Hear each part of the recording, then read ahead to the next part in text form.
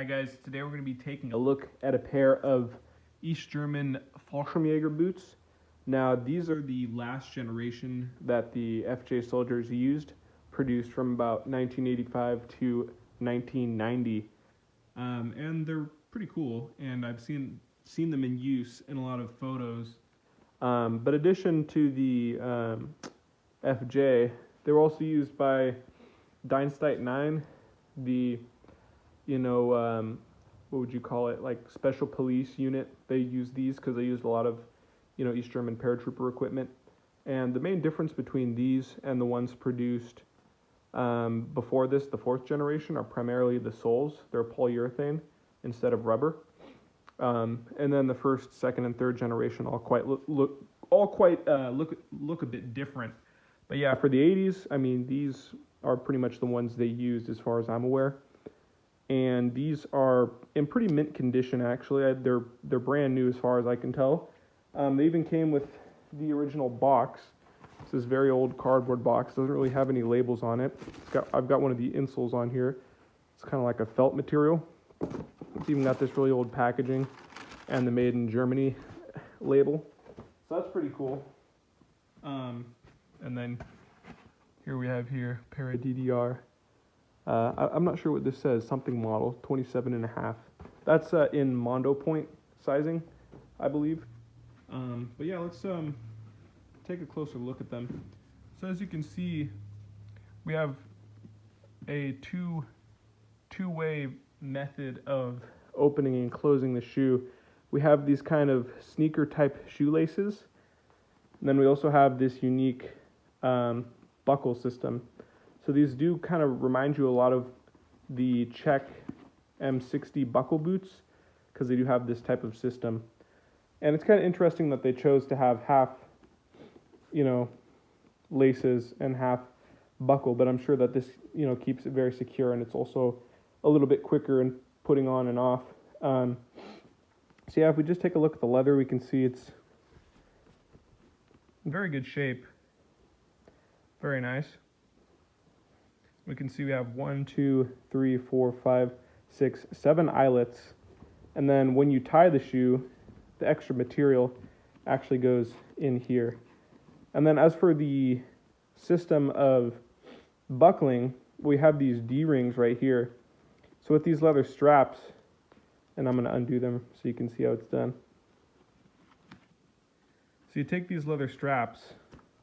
It's got like leather on the outside, and yeah. Put them through here, put them through the D-rings like this. There you go, almost. Then over this D-ring, boom, underneath the other. And then you can tuck it into this metal ring right here. And then it's held in by these 3 metal brackets. I don't know what you'd call them.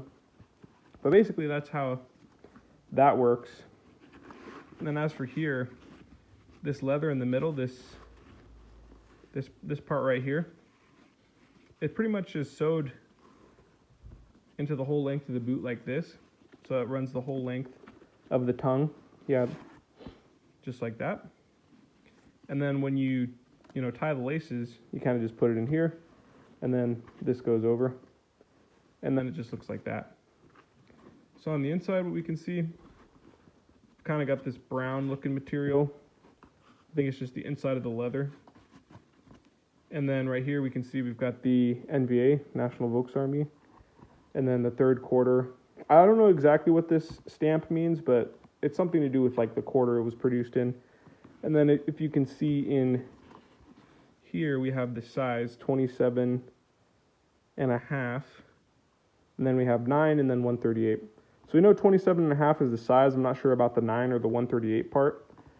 But then in here, and this is what the back of the tongue looks like, we have where the insole would go. And then I believe the one I have over here, I think this one goes to this boot. So I'll just put it right in. All right, there you go. So let's talk about the sole a little bit, because this is pretty interesting.